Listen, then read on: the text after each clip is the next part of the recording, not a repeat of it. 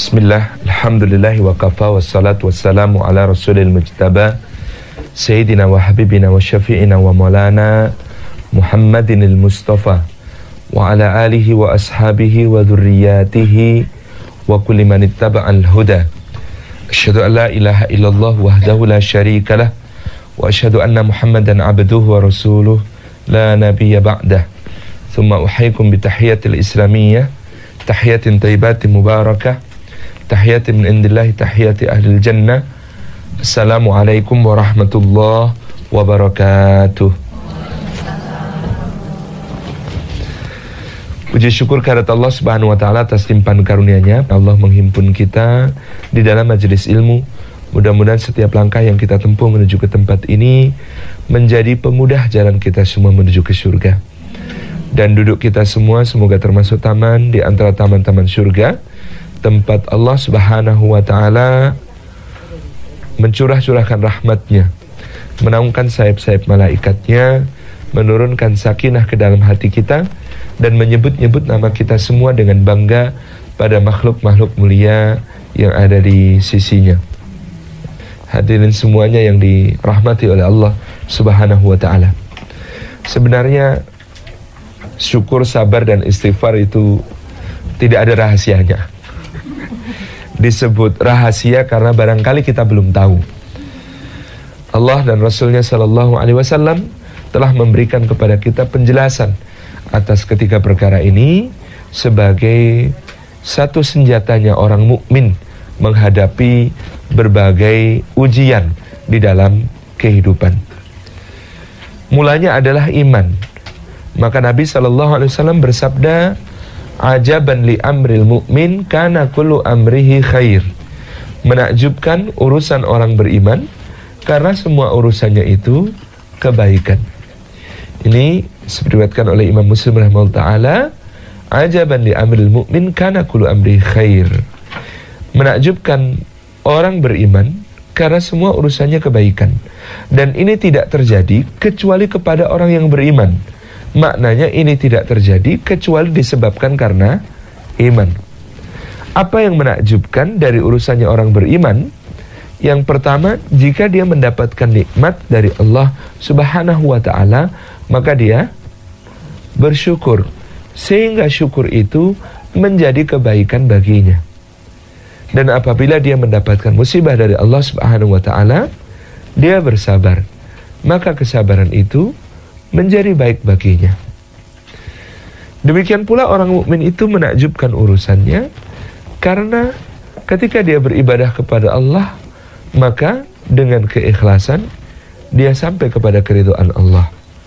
Dan bahkan ketika dia berdosa kepada Allah, maka dengan taubat, dengan istighfar, dia juga menadah berbagai macam ampunan dan karunia dari Allah Subhanahu wa ta'ala. Jadi Rasulullah SAW menyebut keadaan orang beriman yang seperti ini sebagai keadaan yang menakjubkan. Karena keimanan yang ada di dalam dadanya menuntun dia untuk bersikap yang paling tepat menghadapi segala keadaan yang mungkin saja terjadi di sepanjang hidupnya. Itulah yang dikerjakan iman. Iman itu tidak menjamin kita supaya selalu berlimpah, selalu tertawa, selalu bahagia, selalu senang-senang, tidak. Yang dijaminkan iman adalah iman itu menuntun kita kepada sikap yang paling tepat menghadapi berbagai macam ujian yang diberikan oleh Allah Subhanahu wa ta'ala di dalam kehidupan. Mari kita bahas dari yang pertama. Yang menakjubkan pertama-tama dari orang beriman adalah apabila dia mendapatkan nikmat, maka dia bersyukur kepada Allah Subhanahu wa ta'ala, dan syukur itu baik baginya. Syukur itu, kata Sayyidina Umar bin Abdul Aziz rahimahullah ta'ala, nikmat yang lebih nikmat daripada nikmat yang disyukuri. Jadi mampu bersyukur atas suatu nikmat itu lebih agung daripada nikmat yang dirasakan lalu disyukuri itu. Kalau kita mendapatkan nikmat kesehatan, lalu dengan kesehatan itu kita mensyukurinya, mengucap tahmid kepada Allah, menggunakan nikmat kesehatan itu untuk mentaati Allah, untuk beribadah, untuk beramal saleh, membagi kemanfaatan kepada sesama manusia, maka yang demikian itu akan menjadi satu nikmat yang lebih nikmat daripada nikmat itu sendiri. Jadi mampu bersyukur itu karunia Allah. Kita tidak akan mampu bersyukur kalau tidak ditolong oleh Allah. Maka tadi Ibu Dani sudah membacakan satu doa yang sangat indah untuk selalu kita baca. Kalau bisa jangan sampai kelewat. Bisa di dalam sholat, yaitu di tasyahud akhir, atau bisa juga di luar sholat. Allahumma a'inni ala dzikrika wa syukrika wa husni ibadatik. Ya Allah, tolonglah aku supaya bisa berzikir ingat kepadamu, supaya bisa mensyukurimu atas nikmat-nikmat yang kau anugerahkan kepadaku, dan supaya aku bisa ihsan, supaya aku bisa mampu untuk memperbaiki ibadahku kepadamu. Inna salati wa nusuki wa mahyaya wa mamati lillahi rabbil alamin. Ya Allah, sesungguhnya salatku, ibadahku, manasik hajiku, kesemua aktivitas ketaatanku, hidupku dan matiku hanya untuk Engkau ya Allah. Padahal tidak layak untuk Engkau kecuali yang terbaik. Maka bantulah kami untuk memperbaikinya.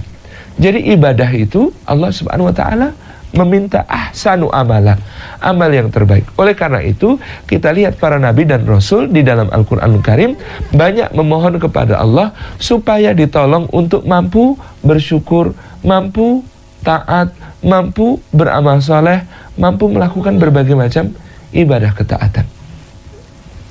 Di antaranya dalam surah An-Naml, misalnya Nabi Sulaiman alaihissalam berdoa, Rabbi auzi'ni an ashkura ni'mataka allati an'amta alayya wa ala walidayya wa an a'mala salihan tardahu wa adkhilni birahmatika fi ibadikas salihin. Ya Allah, tolonglah aku supaya mampu mensyukuri nikmat yang Kau anugerahkan kepadaku, dan tolonglah aku supaya mampu mensyukuri nikmat yang Kau anugerahkan kepada orang tuaku, dan tolonglah aku supaya mampu beramal saleh, amal saleh yang Engkau ridai, dan tolonglah aku, masukkan aku dengan rahmat-Mu supaya termasuk golongan orang-orang yang saleh, hamba-hambamu yang saleh. Itu.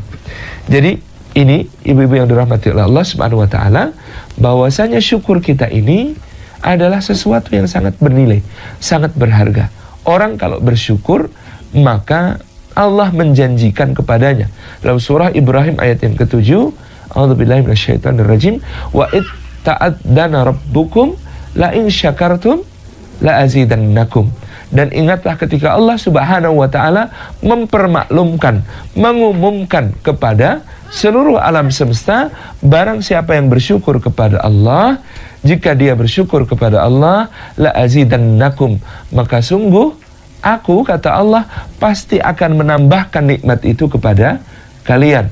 Wala in kafartum, tetapi jika kalian mengkufuri nikmat itu, tidak mengakui nikmat itu dari Allah, tidak mensyukurinya dengan cara-cara yang dituntunkan Allah, maka inna azabi lasyadid, ingatlah bahwa sesungguhnya azabku sangat pedih. Ini sudah Allah Subhanahu wa taala itu rahmatnya mendahului murkanya, maka kalimatnya tidak diseimbangkan setara. Kalau kalimatnya diseimbangkan setara, seharusnya la in syakartum la azidannakum wa la in kafartum la u'adzibannakum. Kalau kalian bersyukur, maka akan kutambah nikmatku. Kalau kalian kufur, maka pasti akan kusiksa kalian. Jadi kalimatnya kalau sepadan seharusnya begitu. Tetapi Allah menggunakan kata-kata inna azabi lasyadid, sesungguhnya azabku sangat pedih. Ini adalah ancaman, tetapi ancamannya ini masih membuka kesempatan siapa yang kufur untuk memperbaikinya, siapa yang kufur untuk segera mensyukurinya, siapa yang kufur untuk segera kembali beriman kepada Allah dan memperbaiki dirinya. La in syakartum la azidannakum, kata Allah Subhanahu wa taala, dalam syukur terdapat tambah nikmat. Kata para mufassir, selain ditambah nikmat, juga dijaga nikmat. Maka barang siapa ingin nikmat-nikmatnya langgeng dijaga oleh Allah, dia mensyukurinya. Bukan cuma langgeng nikmat-nikmat itu dijaga oleh Allah bagi dirinya, tetapi juga ditambah-tambah oleh Allah Subhanahu wa taala untuknya.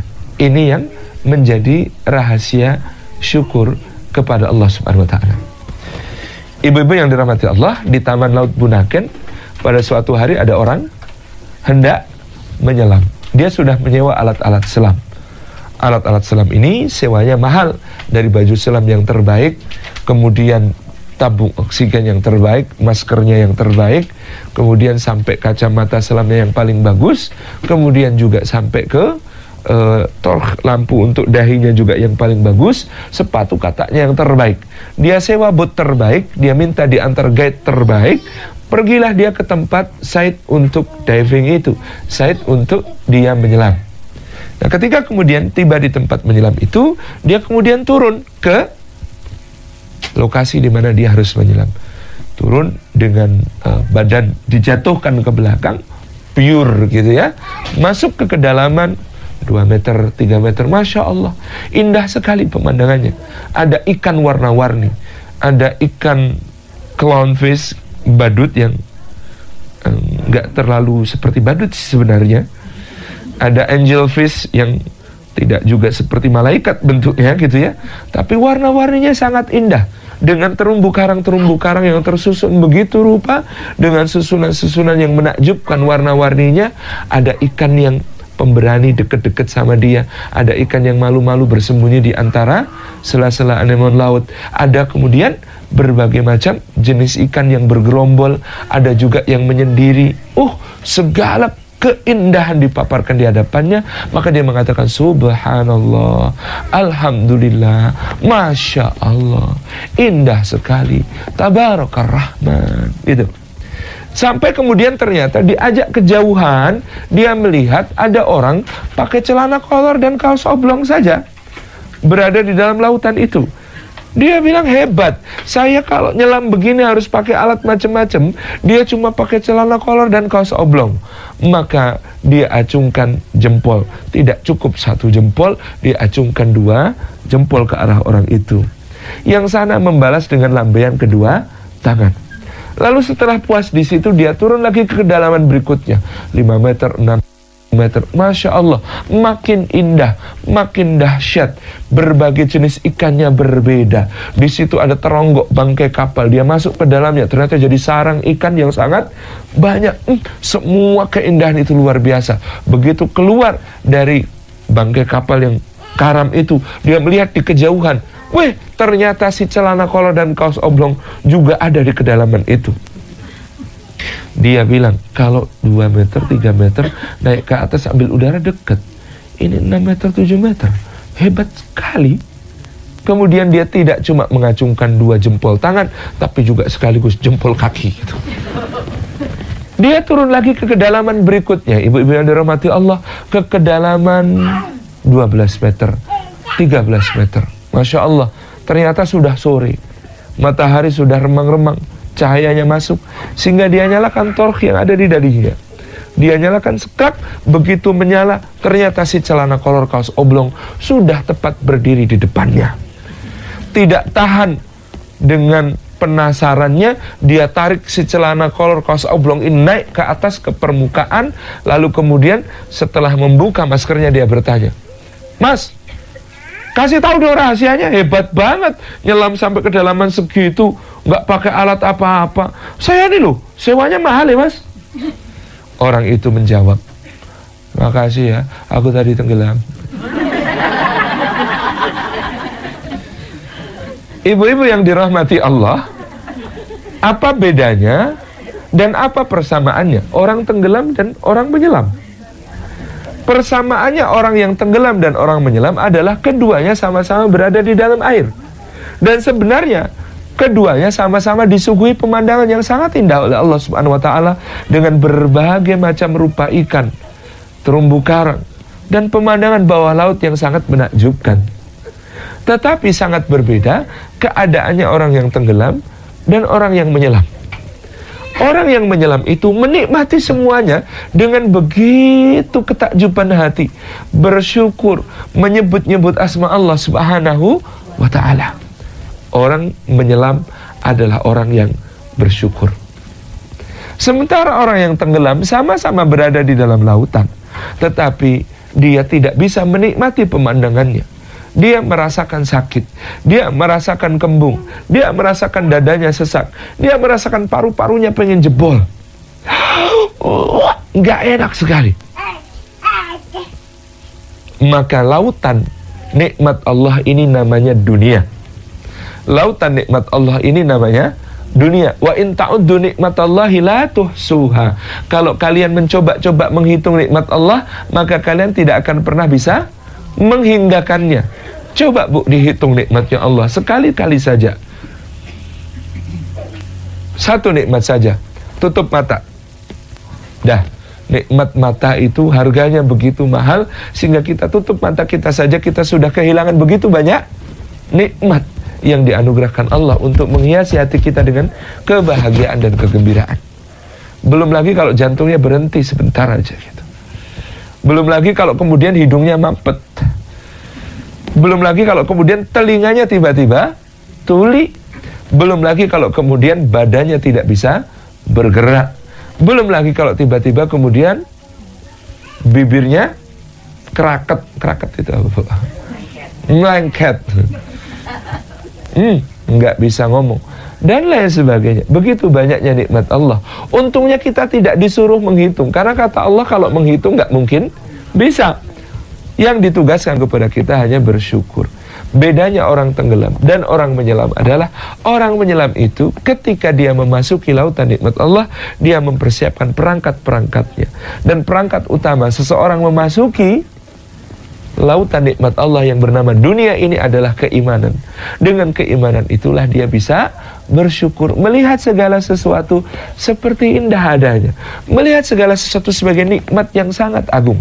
Orang kalau tidak bersyukur, ibu-ibu yang dirahmati Allah, maka lihat segelas air, dia haus, ya cuma haus dan ingin minum. Tetapi kalau dia bersyukur kepada Allah, dia bertafakur tentang nikmat berupa air ini. Ya Rabbi, ini air ya Allah, Engkau hendak memberi rizki kepadaku berupa minum di saat aku haus. Di mana Engkau uapkan air ini ya Allah? Di samudera sebelah mana uap itu? Naik ke langit menjadi awan. Awannya itu ditiup oleh angin, dikisarkan, dibawa kemana itu awan? Awan itu di mana jatuh sebagai hujan. Hujan itu di mana menyusup ke kedalaman bumi. Kalau sudah di dalam bumi, di mana dia menelusup di antara celah-celah batuan. Kalau sudah begitu, di mana dia memancar sebagai mata air. Kalau sudah di mata air, siapa yang kemudian memasukkannya ke dalam botol misalnya? Kalau sudah di dalam botol, siapa juga yang nganter ke sini, menuangkannya ke dalam gelas sampai bisa diminum. Bismillahirrahmanirrahim. Masya Allah, nikmatnya terasa bertambah-tambah. Bukan cuma kayak ada manis-manisnya gitu. Bukan cuma itu, tetapi yang terasa adalah betapa nikmatnya Allah itu untuk menghadirkan rizki air minum ini kepada saya, mempertemukan saya dengan air minum ini. Itu perlu panitia mengundang, membelikan tiket pesawat. Padahal cuma mau mempertemukan saya dengan rezeki yang sudah tertulis di Lauhil Mahfuz di sisi Allah. Itu sudah tertulis di Lauhil Mahfuz, tetapi sekali Allah untuk mempertemukannya indah sekali. Itulah orang bersyukur, Bu. Kadang-kadang mikirnya lebay. Itu orang bersyukur, Bu.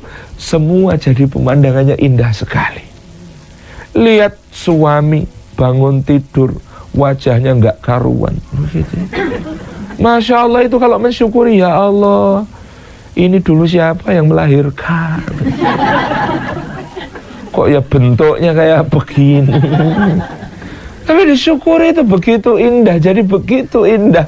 Rambutnya sudah mulai memutih, bercahaya gitu ya. Gitu ya, Masya Allah. Sudah penuh dengan kekayaan di dalam dirinya, gitu ya. Kekayaannya itu ada minyak di dalam darahnya, kolesterol. Ada apa lagi, Bu? Barang tambang yang ada ada emas di giginya. Ada apa lagi, Bu? Gitu ya. Itu Masya Allah. Segala sesuatu dilihat dengan rasa syukur itu. Anak-anak kita ini kalau kita syukuri, kita lihat itu kayak jalan surga. Jalan surga ini. Ini kalau berdoa ini lidahnya ini yang kecil mungil ini Rabbi firli wali walidayya warhamhuma kama rabbayani shaghira. Jangan-jangan ini yang menyelamatkan kelak saya di akhirat. Indah sekali. Bagi seorang yang bersyukur, segalanya jadi terasa indah, segalanya jadi terasa nikmat, lebih nikmat, bertambah-tambah nikmat. Maka saya sering bilang suami-suami ibu, kalau ada apa-apa, nikmat Allah itu tolong disyukuri, pasti ditambah. Punya istri, disyukuri, maka pasti akan ditambah nikmatnya. Jumlah belum tentu. Tabarakar Rahman, ini yang diberikan oleh Allah Subhanahu wa ta'ala kepada kita. Rahasia syukur itu menambahkan nikmat, dan yang namanya syukur itu, ibu-ibu yang dirahmati Allah, meringankan hisab. Di akhirat kelak ada audit yang dijalankan Allah Subhanahu wa ta'ala kepada kita. Auditnya sangat rumit, pertanyaannya sangat detail, sangat rinci, di mana Allah Subhanahu wa ta'ala bukan hanya bertanya dipakai untuk apa, tapi gimana ngambilnya, dibelanjakan untuk apa. Semua ditanya, sen demi sen. Semua ditanyakan oleh Allah Subhanahu wa ta'ala. Nikmat itu yang sudah dianugerahkan kepada kita bukan cuma harta, kesehatannya, gitu ya, kelimpahannya, kesenangannya, masa santainya, semuanya akan ditanyakan oleh Allah Subhanahu wa ta'ala. Nah, audit itu bisa sangat merepotkan bagi kita yang ternyata banyak nikmat Allah justru kita pakai untuk durhaka kepadanya. Banyak nikmat Allah kita pakai untuk tidak mentaatinya. Pada saat itu Nabi SAW menggambarkan orang itu kalau dihisap, diaudit sama Allah di hadapannya, maka dia akan berkeringat dingin. Nanti keringat dinginnya mengucur deras setara sebanyak apa action memalukan. Jadi kita semua ini ternyata bintang film. Bintang film, Bu, film kehidupan yang juru kameranya standby sejak kita balik sampai kita mati. Nama kameranya Raqibun Atidun. Yang Raqib Atid ini selalu mengawasi, tidak pernah lepas. Kameranya tidak kenal habis baterai. Kameranya juga tidak kenal habis memori. Pokoknya selama masih menjalankan tugas, dia akan terus merekam. Dan semua itu yang kelak akan ditayangkan di dalam hari yang disebut sebagai Yaumil Hisab, atau hari audit itu. Kita akan disuruh Allah menonton film yang kita bintangi sendiri, film yang menceritakan seluruh kehidupan kita di dunia. Maka tergantung seberapa banyak acting kita yang bagus, itu akan membuat kita tersenyum. Tetapi acting kita yang jelek akan membuat kita berkeringat pucat pasi. Nah, Nabi SAW menjelaskan, saking beratnya hari itu, ada orang-orang yang akan tenggelam di dalam keringatnya sendiri. Ada orang yang tenggelam dalam keringatnya sampai mata kaki. Ada orang yang tenggelam dalam keringatnya sendiri sampai lutut. Ada orang yang tenggelam dalam keringatnya sendiri sampai pinggang. Ada orang yang tenggelam dalam keringatnya sendiri sampai pundak. Tergantung seberapa memalukan aktingnya. Maka berusahalah untuk menjadi seorang aktris yang layak mendapatkan piala citra atau bahkan Oscar, yaitu dengan akting sebaik-baiknya menurut skenario yang sudah dituliskan Allah. Skenario dari Allah adalah skenario untuk selalu taat kepada Allah di dalam berbagai macamnya. Jadi inilah rahasia syukur. Syukur itu menjadikan nikmat terjaga. Kalau mau suaminya awet, disyukuri, karena yang disyukuri akan terjaga, gitu ya. Ya, awet itu biasanya yang jelek lebih awet daripada yang ganteng. Kalau yang ganteng itu umur 50-an sudah gantengnya semakin hilang. Kalau jelek itu awet sampai tua tetap jelek gitu. Dari awal sampai akhir awet gitu ya, tetap jelek terus itu. Tapi jelek dan ganteng itu relatif sekali. Jadi jangan pernah mengukur selera orang dengan selera kita sendiri. Jangan pernah mengomentari suami orang dibandingkan dengan suami kita sendiri. Nah, termasuk bersyukur adalah tidak membanding-bandingkan nikmat yang diperoleh orang lain dengan nikmat yang diperoleh sendiri. Karena rumput tetangga selalu tampak lebih hijau Sebabnya apa? Rumputnya plastik. Kan kita nggak tahu gitu kan. Itu kadang kita melihat orang lain tampak hidupnya lebih enak daripada kita. Siapa bilang? Belum tentu yang melaksanakan, yang ngelakoni, kata orang Jawa, merasakan hal yang lebih seperti bayangan kita. Ketika istri saya melahirkan Hilma dulu, kami di sebuah rumah sakit ibu dan anak yang dimiliki oleh seorang dokter spesialis kandungan terkemuka di Jogja. Mertua saya itu bilang sama dokternya itu, wah enak ya dok ya punya rumah sakit sendiri begini. Jadi Masya Allah, jadi enak sekali sih tinggal jadi dokter, tinggal gini. Kata dokternya, nikula jenengan pak, itu kan bapak yang lihat. Bapak tahu nggak, katanya saya ini kerja cari makan pak, kadang-kadang makan nggak sempat. Baru nyendok satu ditelepon, bu ada yang mau lahir. Baru nyendok 2 sendok, bu ini kayaknya perlu sesar. Baru nyendok 2 sendok, kadang-kadang harus berbagai macam hal itu harus ditangani. Ngelakoni, yang melaksanakan belum tentu merasakan seindah orang yang melihat. Maka tidak perlu iri dengan kehidupan orang lain, belum tentu dia melakukannya itu enak. Jadi artis terkenal, senang bu, nggak enak bu, susah. Saya itu bukan artis tapi kok yang merasakan susahnya jadi orang yang gampang dikenali. Makanya sekarang kalau pergi ke mana-mana jangan pakai peci, pakai topi yang lain gitu. Karena pernah hampir ketinggalan pesawat gara-gara staf bandara semuanya minta foto gitu. Nah itu kan susah gitu. Security-nya aja minta foto gitu, AFSEC gitu ya, aviation security minta foto. Nggak enak bu, padahal pengen lagi mau nelpon istri, Ustaz, tolong ini dulu ini, macam-macam gitu ya. Padahal baru ada yang diurusi, ternyata hidup itu semuanya wang sinawang. Kata orang Jawa, wang sinawang, hanya orang saling memandang. Kadang-kadang menyaksikan orang lain tampaknya lebih enak gitu ya. Ada orang terdampar di pulau, ngelihat ada perahu datang. Yang terdampar di pulau bilang, ada perahu. Kata orang yang di perahu yang sebenarnya tersesat, ada pulau gitu ya. Kadang-kadang kita itu melihat orang lain kayaknya lebih enak. Yang di perahu ngira di pulau itu enak, yang di pulau ngira di perahu itulah yang enak.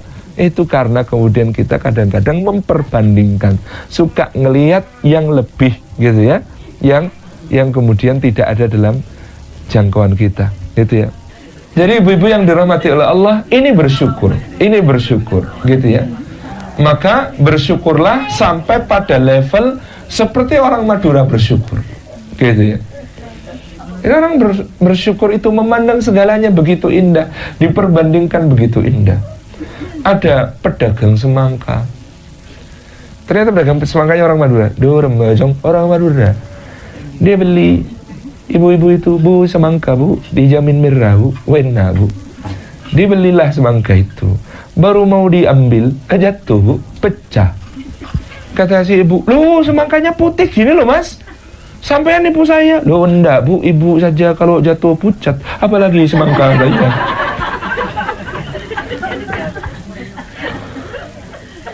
Di saat lain ada yang beli mangga, bu mangganya bu manis bu, lo beli berapa bu? Sekilo aja mas. Lo cuma sekilo bu, enggak apa-apa sekilo aja. Manis bener ini, manis bu, saya jamin manis. Lo ditimbang sekilo, manis. Dicoba di rumah ternyata asam semua. Datang komplain, nih katanya mangganya manis, ternyata asam semua. Sampai nipu saya. Lo ibu kok marah-marah? Saya dengan ibu itu nasibnya masih bagus ibu. Lo gimana? Ibu itu cuma ketipu sekilo kok marah. Lah saya ketipu 3 karung.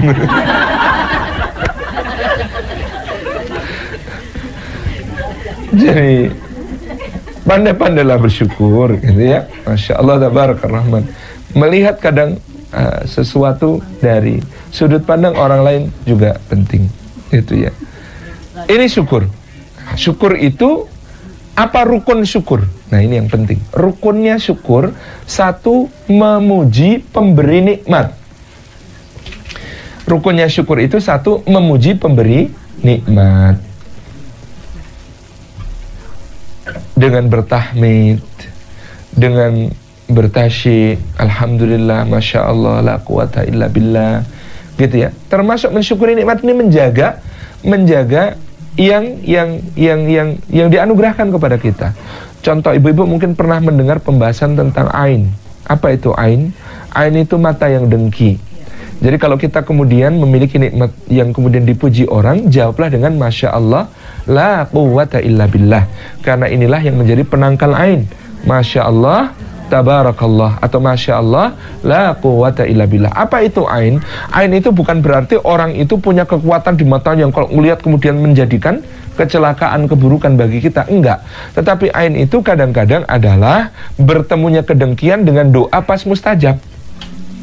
Dia doanya pas mustajab, kemudian dia sedang memandang dengan pandangan dengki. Maka ini bisa menjadi kemadharatan bagi orang yang dipandang.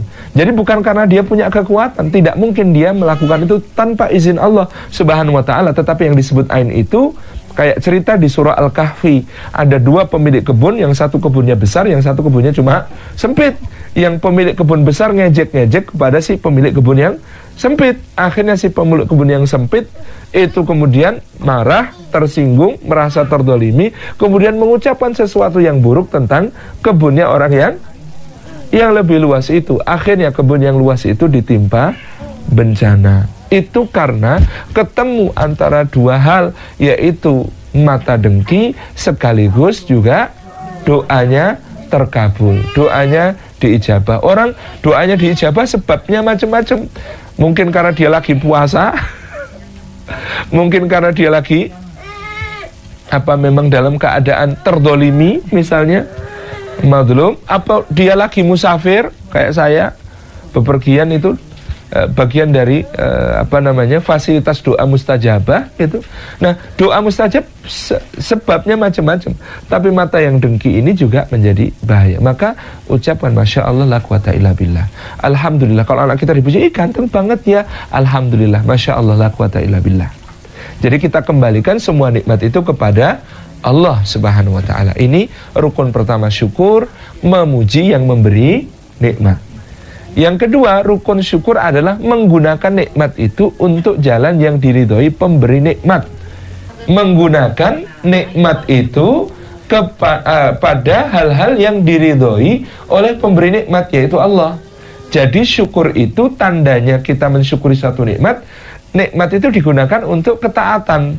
Nikmat itu digunakan untuk hal-hal yang baik, hal-hal yang ma'ruf, hal-hal yang khair gitu. Tidak termasuk mensyukuri meskipun alhamdulillah berulang kali kalau kemudian digunakan untuk maksiat. Alhamdulillah saya punya duit banyak ini, mau tak pakai ke gedung yang kayak trapesium itu. Itulah gitu ya, Dono Kasino Indro. Mau dipakai untuk judi. Ya tidak termasuk mensyukuri meskipun nanti habis judi menang juga alhamdulillah.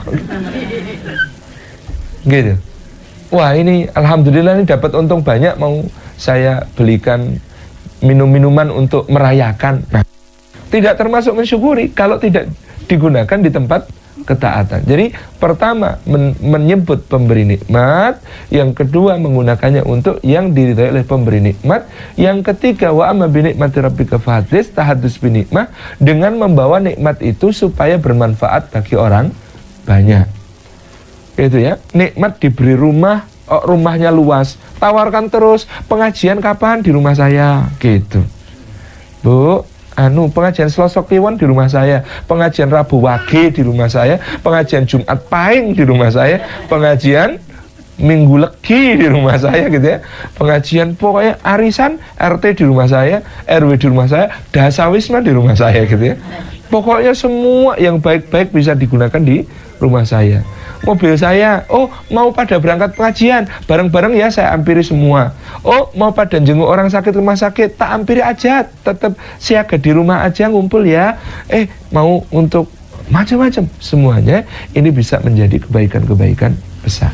Gitu ya, syukur. Jadi 3 rukun syukur: mensyukuri pemberi nikmat, menyebut namanya, menggunakannya untuk ketaatan, dan apa tadi? 3, yang ketiga menjadikannya bermanfaat untuk sesama, gitu ya. Dah, syukur selesai. Syukur selesai. Yang kedua, sobar. Sobar pakai sod. Sabar itu menakjubkan, kata Nabi SAW, menjadi perilakunya orang beriman ketika mendapat musibah. Karena apa? Karena orang sabar itu hakikatnya mendapat kabar gembira.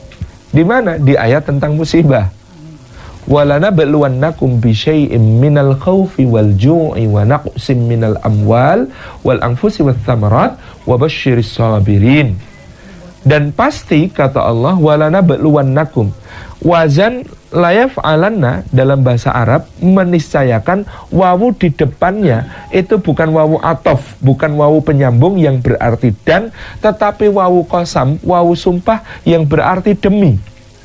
Maka kalimat walana beluannakum dalam surah Al-Baqarah gitu ya, ayat 150 berapa? Sekitar 153 atau 154, mohon dicek.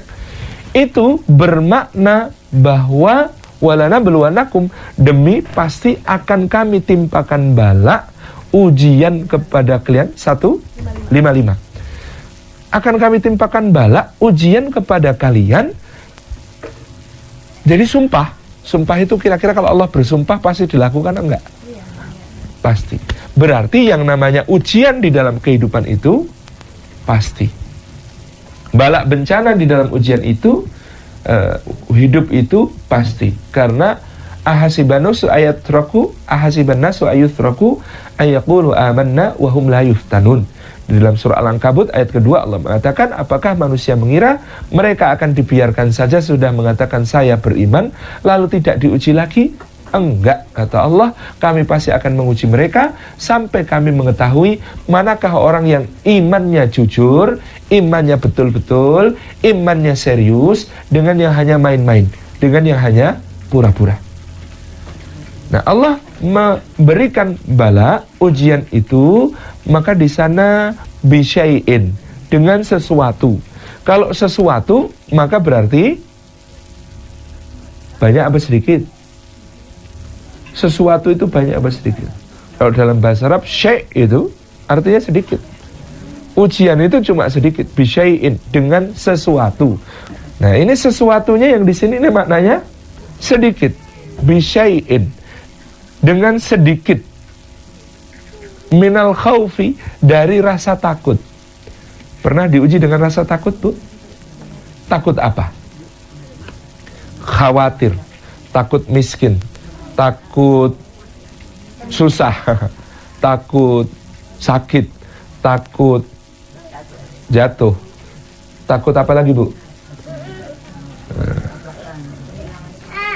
Takut kehilangan. Wah, ini paling berat ini, takut kehilangan. Takut, macam-macam takut. Minal khauf, dari rasa takut, gelisah, khawatir, cemas.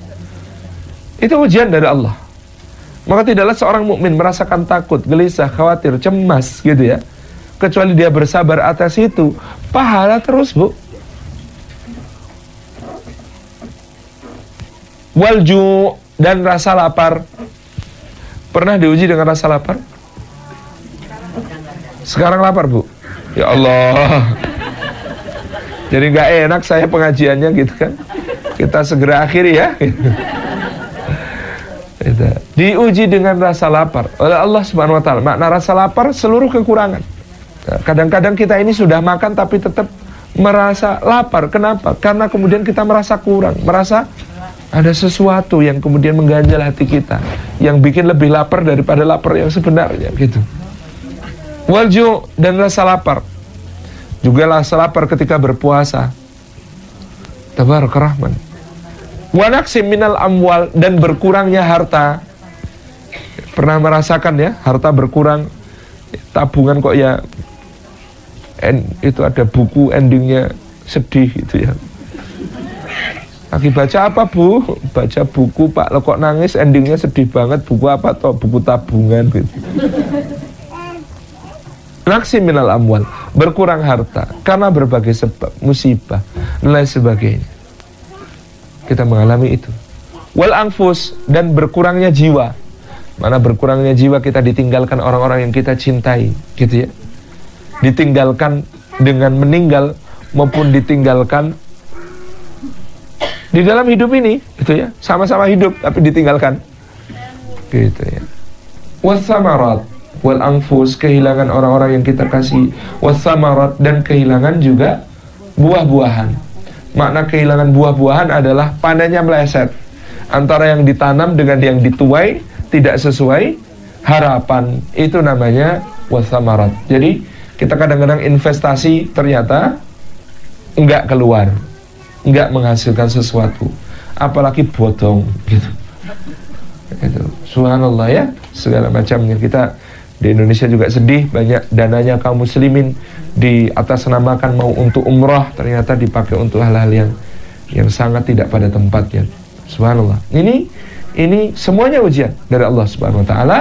Allah mengatakan wabasyiris sabirin, maka berilah kabar gembira kepada orang-orang yang sabar. Jadi dapat musibah itu sebenarnya dapat kabar gembira. Di mana kabar gembiranya? Satu, ibu-ibu seneng nggak kalau ada orang yang bilang I love you? Tergantung juga ya siapa yang ngomong ya.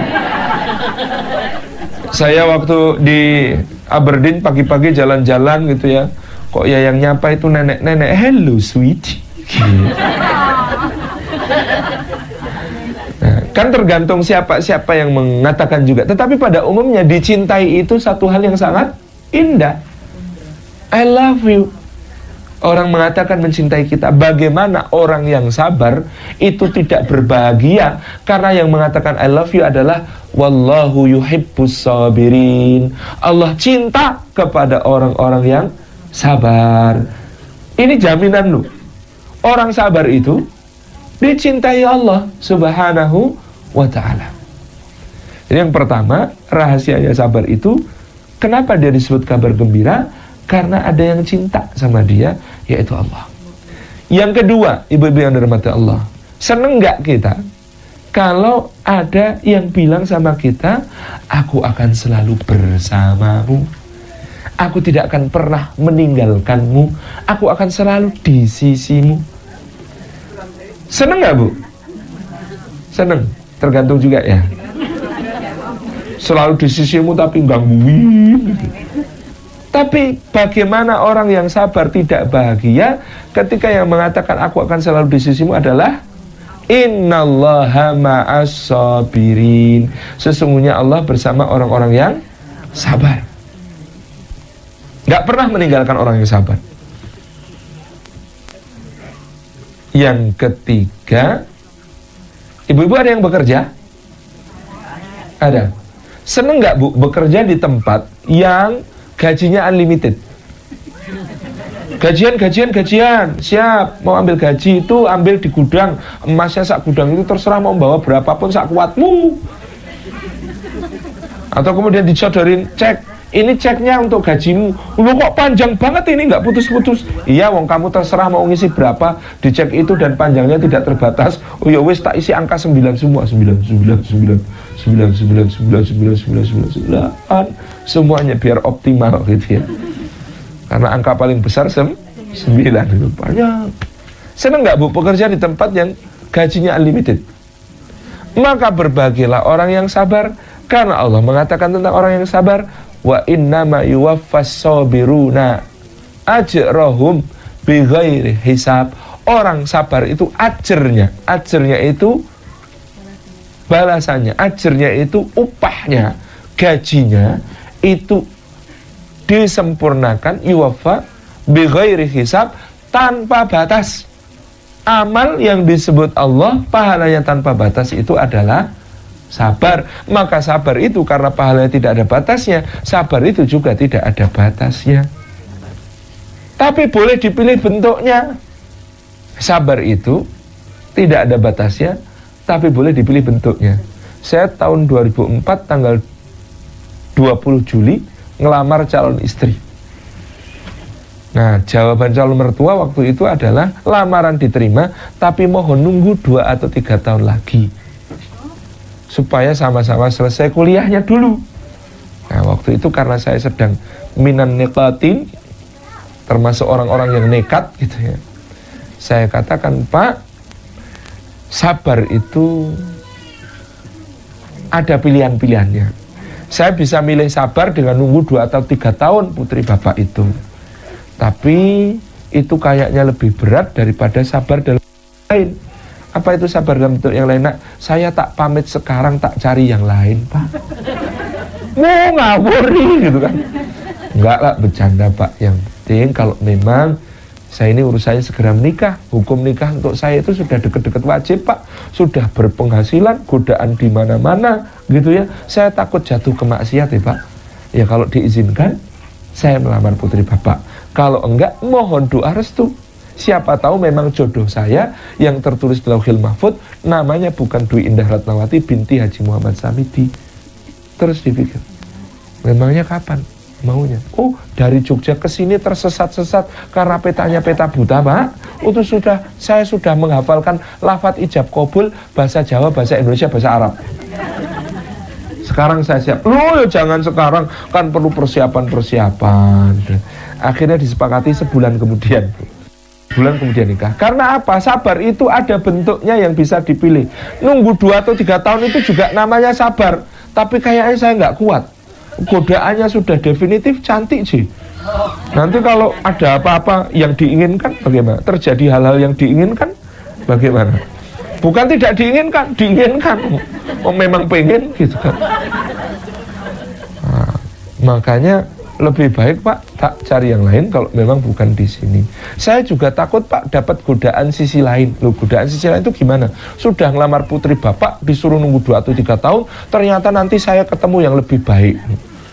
Kan itu godaan lain Pak. Saya jadi nyesel sudah ngelamar. Oh iya, enek-enek ae sampean gitu. Ya alhamdulillahirabbil alamin, itu satu kebaikan yang kemudian bisa diikhtiarkan. Jadi sabar itu wa innamat yuwaffas sabiruna ajrahum bighairi hisab, pahalanya digenapkan, diutuhkan, disempurnakan tanpa batas. Yang keempat, ibu-ibu, kenapa sabar itu kabar gembira? Karena coba bayangkan kalau ibu-ibu itu sukses melakukan sesuatu, ternyata ada yang merayakan, dibikinkan pesta penyambutan, pesta untuk merayakan keberhasilan kita. Seneng nggak ada teman-teman yang merayakan keberhasilan kita gitu? Dibikinkan pesta, kita nggak usah bayar, dia yang bikin pestanya. Inilah yang akan terjadi pada orang-orang yang sabar. Ketika masuk surga, maka malaikat akan menyambut dengan gegap gempita. Kalimat para malaikat itu adalah salamun alaikum bima sabartum. Salam sejahtera atas kalian disebabkan karena kalian telah bersabar. Hore, hore, hore. Malaikat yang menyambut. Jadi yang namanya sabar itu kabar gembira karena dicintai Allah, didampingi terus sama Allah, pahalanya tanpa batas, disambut para malaikat. Dan konon amal yang paling dikagumi malaikat itu amal sabar. Kalau amal yang lain malaikat nggak gumun. Rukuk lama, malaikat ada yang sejak diciptakan sampai akhir zaman tugasnya rukuk terus. Sujud, malaikat sejak diciptakan sampai akhir zaman sujud terus juga ada. Dan macam-macam yang lain. Tapi sabar itu keren. Manusia itu dari proses penciptaan sampai kemudian menjadi manusia yang menghamba kepada Allah harus banyak sabarnya. Apa itu? Sabar di dalam kandungan sempit, gelap. Ketika keluar juga perlu kesabaran, sabar ibunya, sabar anaknya, gitu ya. Robek, berdarah-darah, bertaruh nyawa. Habis itu tumbuh dewasa, pipis, BAB, haus, lapar, cuma bisa nangis. Sabar bayi itu, ibunya itu kadang-kadang keliru, nangis dikira haus, dikasih-kasih dadanya begitu, padahal ternyata pipis gitu ya. Mama gitu, nggak bisa bilang mau, cuma bisa nangis gitu ya, tapi kok nggak meneng-meneng. Sabar bisa tengkurap, sabar bisa berangkang, sabar bisa. Masya Allah, hidupnya manusia itu terlalu banyak membutuhkan kesabaran. Terlalu banyak membutuhkan kesabaran. Sehingga malaikat-malaikat takjub. Sehingga bidadari-bidadari takjub, Bu. Makanya ibu-ibu dibandingkan bidadari itu beda jauh. Hebat mana ibu-ibu sama bidadari? GR. Syarat dan ketentuan berlaku, Bu. Term and conditions applied, gitu ya. Karena di situ yang disebut lebih utama dari bidadari wanita salehah. Lebih utama mana bidadari sama wanita salehah? Lebih utama bidadari. Seperti kata Nabi, keutamaan sesuatu yang tampak dengan bayang-bayangnya, sesuatu yang wujud dengan yang tidak tampak. Itu keutamaannya. Wanita salehah yang paling cantik, wanita salehah di akhirat nanti akan menjadi yang paling cantik 70.000 kali lipat lebih cantik dari bidadari yang paling cantik. Insyaallah. Dan ibu-ibu itu tinggalnya di istana, insyaallah kalau salihah. Bidadari tinggalnya di kemah, gitu ya. Khur maqsuratun fil khiyam. Kemahnya ya nggak kayak kemah pramuka, tapi beda. Kemah surga lebih indah daripada istana terbaik di muka bumi. Indah sekali. Ibu-ibu yang dirahmati oleh Allah Subhanahu wa taala, inilah sabar. Bahkan sabar itu keutamaannya ditambahi. Ulaika alaihim shalawatum mir rabbihim wa rahmah wa ulaika humul muhtadun. Orang sabar itu atas mereka ada salawatnya Allah. Salawatnya Allah itu segala limpahan kebaikan dari Allah. Wa rahmah, dan juga kasih sayangnya Allah. Dikasih dan disayang sekaligus sama Allah Subhanahu wa taala. Kasih sayang Allah. Wa ulaika humul muhtadun, dan orang yang sabar itu adalah orang-orang yang selalu mendapatkan bimbingannya Allah, selalu mendapatkan petunjuknya Allah Subhanahu wa taala. Kata Sayyidina Umar, lawang 2 saja sudah baik ya Allah, kok ya diparingi 3. Alhamdulillah. Keutamaannya sabar itu. Dan ibu-ibu yang dirahmati oleh Allah Subhanahu wa taala, syiarnya orang mukmin itu, qul, katakan hai Muhammad, la yusibana illa ma kataballahu lana. Tidak akan menimpa kami musibah-musibah apapun kecuali yang sudah ditetapkan Allah untuk kami. Dulu saya nggak ngerti bahasa Arab, ngira ayat ini bicara tentang tidak akan menimpa kami kecuali musibah yang sudah Allah tetapkan bagi kami. Ternyata kalau begitu harusnya ayatnya la yusibana illa ma kataballahu alaina, atas kami. Itu kalau membicarakan musibah itu pakai alaina, atas kami. Tapi ayat ini illa ma kataballahu lana, pakai huruf lam. Tidak akan menimpa kami kecuali apa yang Allah sudah tetapkan untuk kami. Jadi artinya, terjemahnya, tafsirnya yang lebih tepat, tidak akan menimpa kami musibah apapun kecuali musibah yang sudah Allah tetapkan, ganti lebih baiknya, pahalanya yang sempurna untuk kami. Jadi syiarnya orang beriman itu bukan cuma meyakini bahwa musibah itu yang menimpa kita ya memang yang untuk jatah kita. Tapi orang beriman itu meyakini bahwa musibah yang menimpa kita itu pasti pahalanya memang sudah disediakan untuk kita. Masya Allah. Nah, apa jenis-jenis sabar? 1, sabar di dalam ketaatan, sabar beribadah, maksudnya sabar dalam ketaatan ini, supaya kita itu sabar, ya Allah. Taat itu kadang-kadang berat, sholat itu kadang-kadang beban, puasa itu kadang-kadang bikin lapar, ya memang bikin lapar. Itu ya. Sedekah itu kadang-kadang kayaknya kok bikin dompet jadi tipis, itu ya. Macam-macam. Ini perlu kesabaran di dalam ketaatan. Sabar jenis pertama. Sabar yang kedua, sabar menjauhi maksiat. Karena maksiat itu kadang-kadang tampak indah, tampak cantik, tampak menarik, gitu ya. Godaan-godaan itu tampak dihias sedemikian rupa oleh setan sehingga tampak begitu indahnya. Neraka itu dihiasi oleh berbagai macam perkara-perkara yang indah di dunia. Kayaknya semua yang dosa-dosa itu kalau dibayang-bayangkan kok ada indahnya. Inilah yang menghajatkan kesabaran kita di dalam menghindari musibah. Sabar ketiga adalah sabar menghadapi musibah. Sabar di dalam menghadapi musibah. Sabar keempat adalah sabar untuk terus bersama orang-orang benar. Kenapa penting yang keempat ini? Sabar bersama orang yang benar.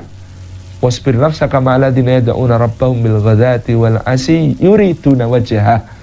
Sabarkan dirimu hai Muhammad untuk terus bersama dengan orang-orang yang menyeru Rabbnya pada pagi dan petang hanya mengharapkan ridhonya, tidak mengharapkan yang lain. Karena sabar bersama orang benar itu penting, sebab orang benar kadang lebih nyebelin daripada orang tidak benar.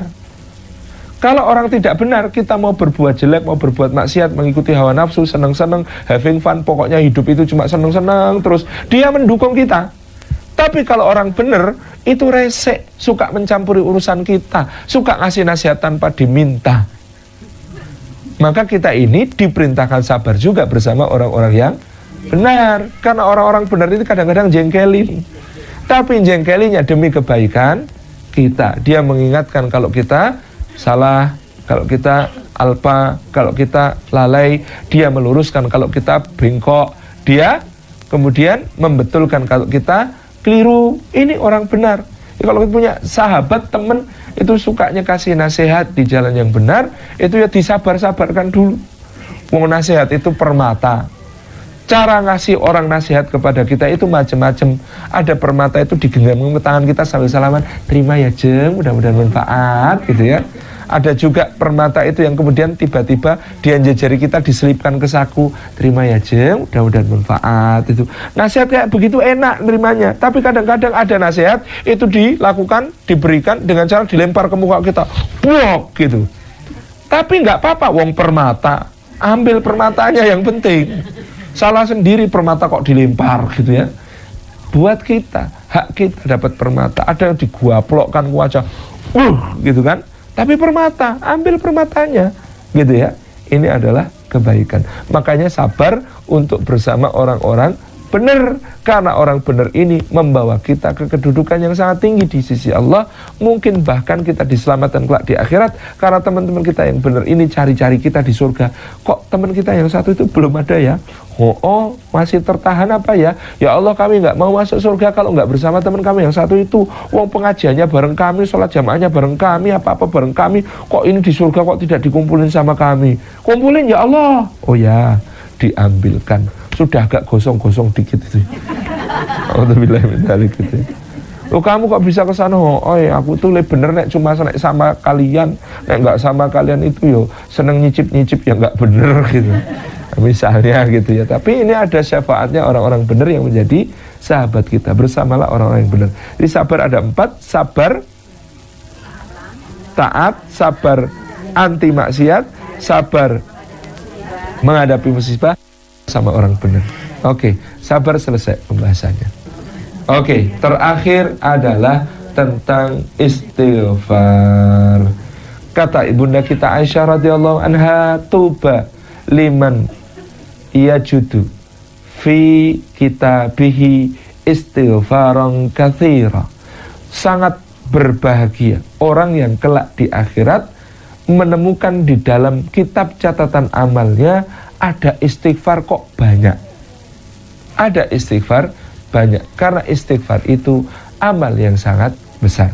Sayyidina Ali bin Abi Thalib berkata, Al-Quran ini sudah menunjukkan kepada kalian penyakit kalian dan obatnya. Penyakit kalian itu dosa-dosa, obatnya itu istighfar.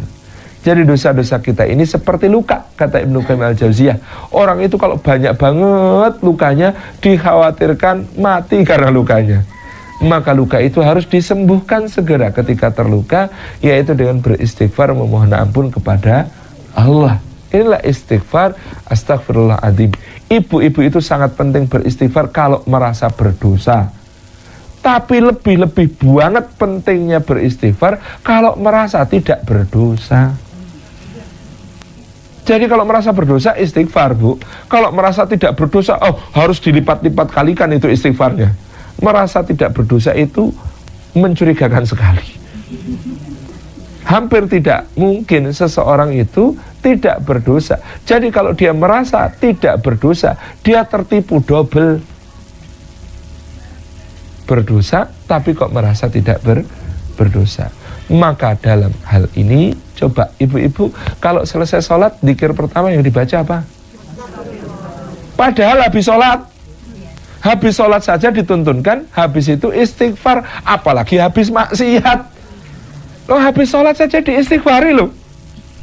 Habis sholat saja diistighfari, apalagi habis maksiat. Masya Allah. Ini satu hal yang sangat luar biasa. Istighfar ini pentingnya luar biasa.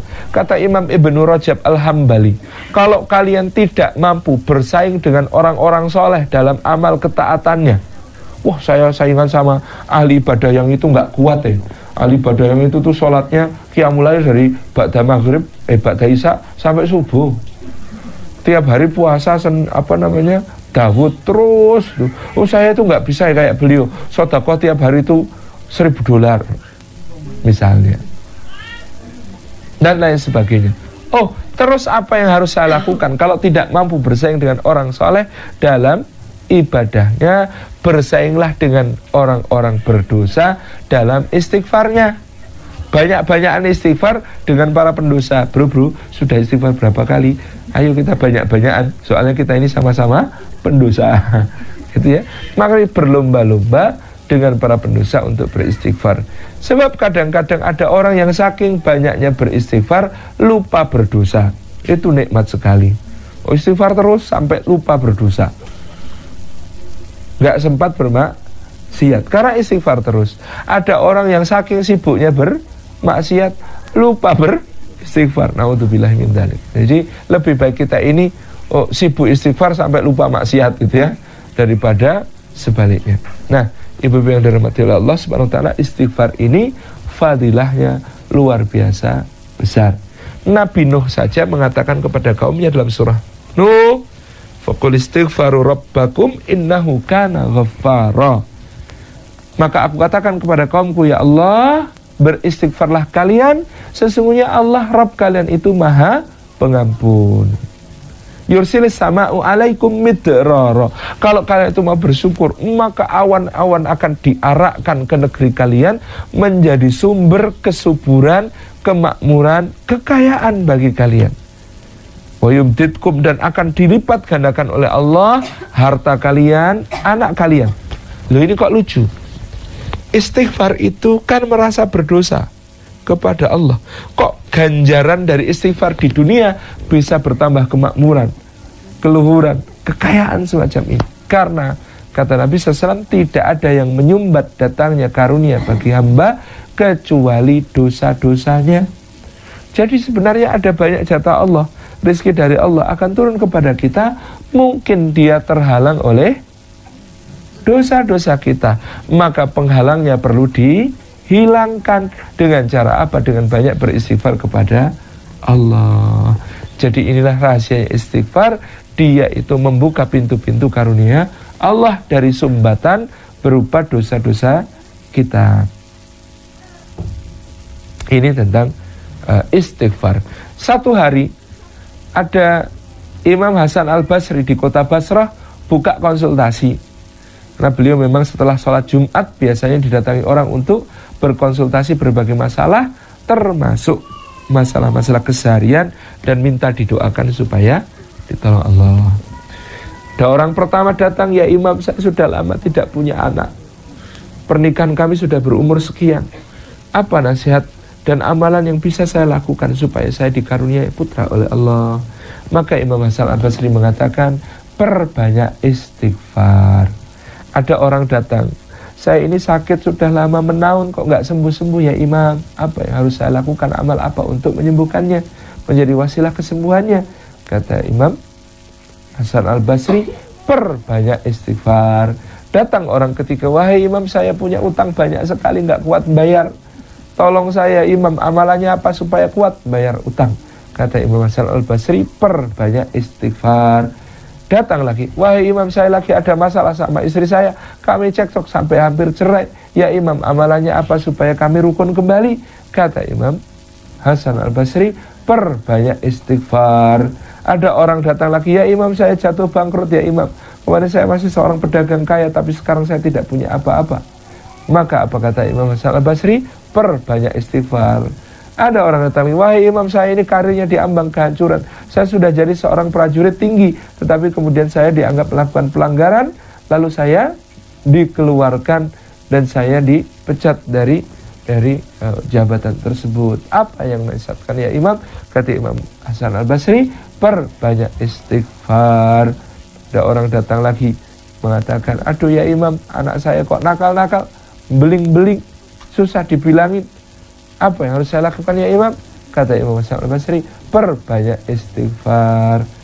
Semua kesulitan yang diadukan pada Imam Hasan al-Basri pada saat itu dijawab, perbanyak istighfar. Karena istighfar ini selain membersihkan dosa-dosa kita, membersihkan penyumbat yang mungkin ada antara Allah Subhanahu wa taala dengan diri kita. Jadi mari perbanyak istighfar. Ya imam, saya lagi ada masalah sama tetangga, apa yang harus saya lakukan sekarang? Perbanyak istighfar. Ya Allah, semua kesulitan itu salah satu pintu jalan keluarnya adalah istighfar. Nyuwun ampun kepada Allah Subhanahu wa taala. Inilah rahasianya istighfar. Maka istighfar ini menghapus semua dosa-dosa selain dosa besar. Maka istighfar ini menjadi kebaikan-kebaikan yang berlipat ganda terbuka bagi kita, insya Allah. Demikian yang dapat kami sampaikan, itu yang kami cukupkan. Saya kembalikan kepada pembawa acara. Wallahul muwaffiq ila aqwamit thariq. Assalamualaikum warahmatullahi wabarakatuh.